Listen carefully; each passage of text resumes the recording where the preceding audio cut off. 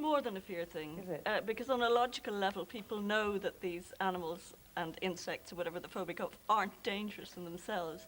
And yet somewhere along the line, there's a kind of one-shot learning experience. I mean, there's loads of reasons why people can contract phobias, but this is one particular. A simple phobia usually has a one-off experience like that, like Angus's cat and Barbara's sheep.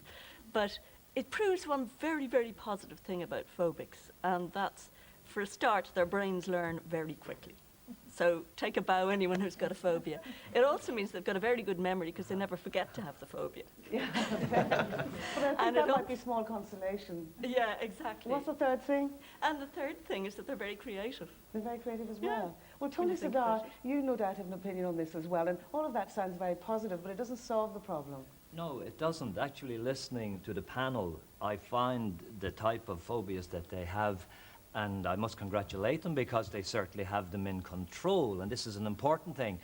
But I seem to get, in the area of the business that I'm in, a lot of more severe phobias. For instance, we'll have viewers looking in this evening, and people who can't get out of bed in the morning, or if they do attempt to get out of bed, they go into what we call a full-blown panic attack. Now, this is really it at its extreme point. I mean, the panel, they can get out in the morning, they can go to work, they can do their jobs, but what about a lot of these people who have this terrible, terrible feeling? Well, you see, a phobia... Sorry? Somebody behind you, Tony, if I just may say for a moment, Bernard Sanders, who certainly had a fear of flying. And that's not something you have to do every day, but in the modern world, it's pretty important, Bernard, isn't it? Yes, it is, Bibi. I suppose, going back to the 80s, we had an occasion to go to Shannon. And a colleague of mine said, you know, do you see this Jumbo 747? It stands at 300 ton, laden down, the full payload. I said, yeah, Grant, I needed to know that, really, you know. But anyway, as it took off, down the runway, it was raining. And it was like all the potholes on the Cavan Road, every bump, and I said, it's never going to leave the ground, it's never going to go. It did, and it landed in New York. Yeah. So that was fine.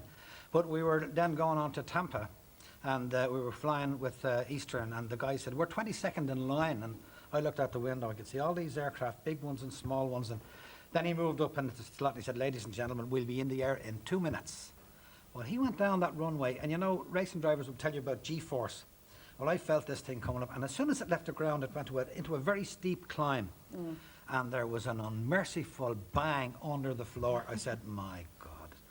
Anyway, my biggest problem, I think, was when you're up there and you see the sign coming on, safety belt, and the plane starts doing its own thing. Yeah. And I couldn't understand this. Yeah. But did understanding it, as I know you came to do through Tony, did that help in the end? Was that what did it for you? Oh, absolutely, because I was in Canada last year, and last weekend I was in Manchester. Oh, I well flew then, both ways. you're So I flying. think through Tony Sadar, yeah, I've probably conquered it now. That's great. Teresa Smith in front of you, very briefly now, yours is with a feather. Yeah, and birds. Yeah. I have overcome my feather phobia. I think I can pick up a feather, which I wasn't able to do. Any old feather? Any old feather, yeah.